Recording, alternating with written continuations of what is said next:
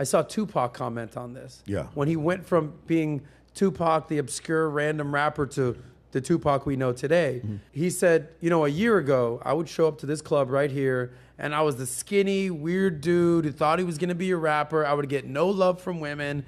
They wouldn't look twice at me. Now I'm freaking Tupac. I'm getting literal panties thrown my way. And I'm like, I have to beat off women with a stick because I'm that dude now. And ultimately, this is what it comes down to, is that women are attracted to... You're in Vegas, I'm in Miami, like we get it. Is if you're a pretty girl, and you know if you're a pretty girl or if you maybe need to we know don't touch your face. Like, I get it. Agreed. Like, maybe you want to do some adjustments, you know, the neck and below. But like, I've had a girl that likes the you know, what are they called? They put on the eyes these days, the eyelashes. Yeah. I don't need you to look like you got 2 tarantulas growing out of your eye sockets. Like, you know what I'm talking about. We've all seen it. It doesn't get addressed enough. It almost feels... But the eyes, it's insane. It almost feels like women are more addicted to than men by the way that this plastic surgery makes them look. Does that make sense? It almost feels like they get plastic surgery for an idealized look that they think men want that we don't want. Wow. Does it make sense? Yes, because it's from spending too much time on Instagram and having that persona on Instagram become who they think they actually are. Well, did we talk about Zoom dysmorphia on one of our shows before? Yes. Yes, exactly the same thing. It's funny that he said Zoom dysmorphia, because I would have thought he said face app dysmorphia. Not Zoom. Yeah, I was going to say it could be Instagram, Well, but they called it Zoom because of COVID, and they had for sure. you know, Let me get you guys the same thing. So let's bring it back to the science. Yeah. Dr. Buss talks about this in one of his books. So they go over what the average man thinks a man should look like. So they show different physiques, and then what a woman should look like. So they ask men what a man should look like, what a woman should look like. Then they ask women what a man should look like, and women what a woman should look like. The men pick the physique that is much more muscular, closer to Arnold Schwarzenegger, than the women pick, which is much closer to David Beckham. The men pick the female physique that is much closer to the fitness model with some boobs and some curves, and the women pick the anorexic look. Women think that they need to be skinnier than men want them to be. Men believe that they should be more muscular than women want them to be. So this perception bias that Dr. Buss calls about, maybe evolutionary mismatch, I forgot what he called it, but there was a bias that happens that causes men. What happens is when Liver King, when he first started taking steroids and got a little bit vascular, I'll bet you he noticed attention from women. And so what he thinks is, if I just double this dose of Deca and push my test to 600 a week, then all of a sudden I'll get twice as big and twice as much notice from women. Attractiveness or beauty in men and women is about symmetry. Once you get that big, it's not about symmetry anymore. Now you just look extremely muscular. And there is a small subset of women that are very attracted to that physique. But what I found talking to most women is they like the lean. The best example would be the warrior look from Brad Pitt in Fight Club, bro. Are you kidding me? Brad Pitt in Fight Club would be the middle of what we're talking about. Extremely lean. The problem with that look, though, the only problem with that look is you can't tell in a T-shirt. So a little bit bigger than that is like the Chris Hemsworth look. Yeah. And so that's the look that's pretty good. But he's beyond that. He's like Schwarzenegger, but with a big trunk. He's got that HGH gut. Yeah. Either that or he's got ab implants. And so that look is not super attractive to most women. So he went past that point because psychologically that's probably what he felt. And you've seen women with eating disorders and they get unhealthily skinny. It's because they think that that's what men want from them. Does that make sense? And then having a little badunkadunk and having boobs that feel like, if you have fake boobs and a girl puts on some weight, the boobs actually look more real. Yeah. That's not always bad. You know what I'm saying? So that's the thing. Like, we don't understand what the opposite gender actually really wants, but we understand what we think they want. That's what, by the way, that's where the eyelashes come from, and the 1400cc boob job. That's like, go over the top, it's escalation. It's over top and it's escalation. Yeah, that's essentially what happens. By the way, this leads to the next question is like, I always got confused by this whole concept of the dad bod, right? Oh, here we go. Kind of became famous so with Leonardo DiCaprio. The fourth time we've addressed this exactly. Since we've been to but I feel like it's the perfect segue here is that like women are like, no, like I kind of into the dad bod. Lies. But hear me out. Once you're married, yes. This is an interesting a buddy of mine married now who was his wife. It was a girl. They become close friends. She would always be like, baby, eat more. Baby, I want you to look good. I was like, scoop of rice. And I said, why are you trying to make him fat? She goes, I don't want any other girls looking at him anymore. Comfort. I want him to be my fat husband who's comfortable with a little gut. It's mate guarding, actually. And just, I don't want him going, is that called mate guarding? It's a form Break of that down, please. It's a form of mate guarding. Well, I mean, men will mate guard their women, just like, hey, I don't want you going, overly possessive men. Right, but they don't want their woman to get fat. It's like surveillance, they want to know where you are all the time, what you're doing, blah, blah, blah, that kind of stuff. But mate guarding is it's an interesting dynamic because it's not just about like you with your woman. It could be your a father and a daughter, or a brother and a sister. It can be like, I'm going to guard you from these guys who are going to try to come in here and impregnate you, kind of thing. And it's the same thing with the mate guarding instinct, anyways, with men and women, is this protection instinct that comes out of guys. That's why guys get jealous, and they get jealous for different reasons. But another thing is women will mate guard men as well. They just do it in different fashions. So one of those is the extra scoop of rice, which is I'm going to make him a little bit fatter so other women don't want to get. That's why. Is that subconscious or is that conscious? Well, the only reason Definitely we're talking about subconscious, you're saying? Yes, the only reason we're talking about like dad bods at all is because it's this. It's really a form of mate guarding that's like almost like a global kind of okay, ladies, we're all going to get together. We're going to tell these guys that they look a little bit better with fat, right? Even though we want to, Chris Hemsworth, we want to tell our guys who are our resource providers and our sources of security and good dad genes and provisioning, protection, and parental investment. We want to keep these guys on lock. How are we going to do that? Well, we don't want anybody else like swooping in and taking our guys, so we give them a little extra rice. We tell them, you're okay. You have to go to the gym today. That kind of stuff. It's a form of mate guarding for women to consolidate on the security that they already have. My problem is this, and we've answered this. We've actually had this conversation on Access Vegas. So we said dad bods or like, hot bods. Now, clearly most guys are going to say, okay, that's right. We put it to the ladies, and this is how I did it. I said, okay, you got two calendars. You've got the Chippendales calendar. You've got the Thunder from Down Under and Male Stripper, the Hot Fireman's calendar. And you have the dad bods calendar, which I don't even think exists. Right. Okay, but let's just say theoretically there are two calendars.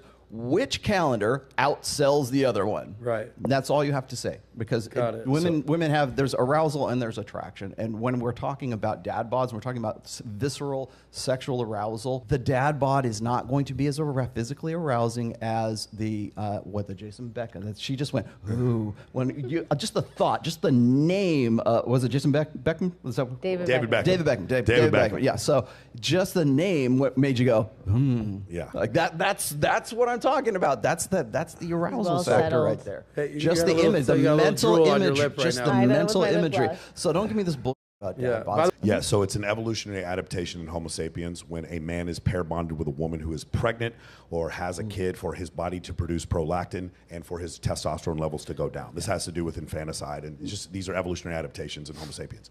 So what happens is the prolactin comes in and the man becomes fatter over time because he's going to have deal with a lot of sleepless nights with the new child. Okay, pair bonding is normal amongst Homo sapiens. Long-term monogamy is not. So now what happens is, what these women are seeing is high-status men like Seth Rogen. Who's the other guy that they keep showing? Leonardo DiCaprio. Leonardo DiCaprio with the dad. They're showing high-status men who are multimillionaires and famous, and they have a dad bod. Right. So what they're seeing he talks about being alluring and being attractive. This is not something that makes their wet. This is something that's like, oh, I have procured the resources from this male. His body looks like the body of a male who is going to stay with me and help me provision for this child. And when I see that, there is nothing but positive evolutionary emotions that are subconscious that I feel. But my vagina does not get wet for that physique. Yeah. But it gets wet all for in the the other beta type of bud Thank physique. you for the scientific breakdown, Yeah. because basically what does that mean for the average man out there? Unless you turn into Leonardo Yeah, DiCaprio it's so unhealthy. or Vince Vaughn, don't have a gut. So the dad bod myth, which is what I call it, the problem with the dad bod myth is now me as a performance coach having to explain to my clients, no motherfucker, you have to have that 1.65 to 1 shoulder to waist ratio. Yeah. 71% of attractiveness in men from their physical features comes from upper body muscle. Let me say it one more time. If you're talking about when men are attractive to women, it is not your facial symmetry, it's not the calves, it's not leg day. 71% of it is upper body muscle. So when you have that hip to waist ratio, 1.65 to 1, that is most attractive to women. Just like for men, it's the 0.72 hip to waist ratio for men.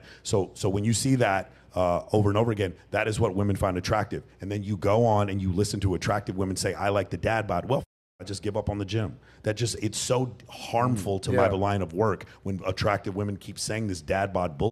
Well, it's kind of in that element. This is what makes me think of like, if you're a high status man, like you can have as many women as you want. Yes. You can cheat. You can kind of a thing. And what I always say is like, okay, so that's the 0.1% of society. We're talking about the Leonardo DiCaprios of the world.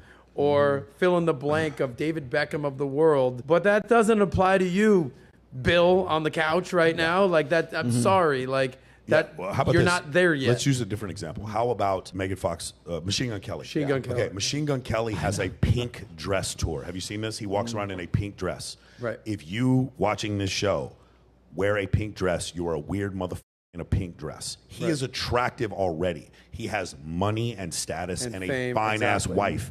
He does that, and then he builds comfort with some people by wearing a pink dress, showing that he is so high status that he can literally denigrate himself, and it's basically the peahen's feather, right? The peacock's feather.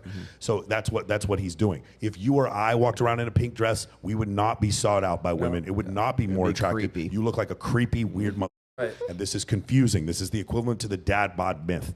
Men do not go out there and start painting your hair all kinds of different colors and wearing a pink dress. If you want to wear a pink dress, that's fine. But like the point is, in order to express, by the way, like as a performance coach, I don't know what to do with this. Like I don't know when I see this, I'm not, there's no homophobia or anything like that. But I understand that even though he may not be a homosexual man, that's not what he's trying to tell me. He's trying to tell me he is. And when I see this, what am I supposed to take from this as a man when I see the pink dress? But you take feminist takeover? What is well, it, you Rolo? take it within context too. So he's already a performance, like David Bowie, right? David Bowie being Ziggy Stardust. We don't see him as Ziggy Stardust. We see him as David Bowie. So when you look at this right here, the dress is not wearing him; he's wearing the dress. So it's who he is and what he's about. Before, like it's like the K-pop phenomenon, and was it in Korea? Where, South Korea, South Korea, right? It's like I get this all the time. Rolo, how come all these very effeminate guys are so attractive to women? I go, well, are they, or is it just sort of the visceral fad of the whole thing? All the girlfriends are into it, so they're into it as well. Is it because it's? I mean, he's still not fat. He's still not, you know, he might have a swimmer's body, but he's not jacked or anything like that. But he still has this, I don't want to really call it like creative intelligence, but creative intelligence is a selected for aspect. So when people ask me about like, what about these emo guys? What about the guy that looks like Robert Smith from The Cure? What about the guys who are, it's like, yeah, I can understand that. But in some ways, I think women who are attracted to that see that as a lower bar that they can meet, as opposed to getting with a guy who is more jacked or is above them in sexual market value. I think you guys are so spot on to this. And like, so for me, the poster child of this look right now, the last couple of years has been Harry Styles. This guy who got onto but Harry Styles, I think, isn't he openly bisexual? I don't know what he is, but there's a lot of women that are into dudes in dresses these days For sure. because of Harry Styles. Well, but he's just already famous. But Exactly. you just talked about Liver King, and then now you're looking at this. Those are two opposite ends of the spectrum. Hold on, right but there. so here's a food for thought. I saw Tupac comment on this. Yeah. When he went from being Tupac, the obscure random rapper, to the Tupac we know today. And he gave, there's shout out to Tupac, he's on the wall over there. He said, a year ago, I would show up to this club right here, and I was the skinny, weird dude who thought he was gonna be a rapper. I would get no love from women. They wouldn't look twice at me. Now I'm freaking Tupac. I'm getting literal panties thrown my way.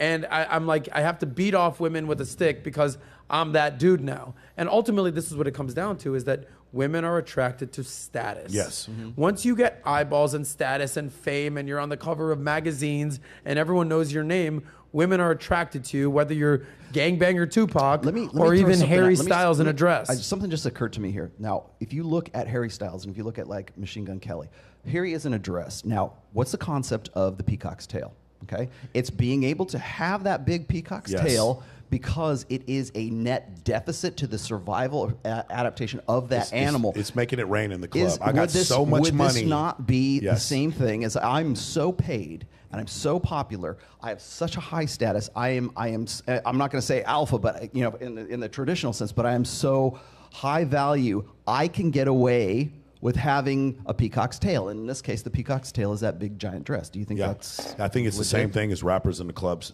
throwing money in the air. Do you understand? You're putting yourself at literal risk by carrying around that much cash, throwing it in the air. And they're like saying, I have so much money to burn, I'm throwing it in the air. It's the equivalent to the peacock's tail. Same thing with a watch that's outrageously expensive or a car. These are just things to show excess or... conspicuous consumption. Yeah, conspicuous consumption or waste. That's essentially Peacocking. I learned that term from Neil Strauss. All right, we got about a little over an hour left.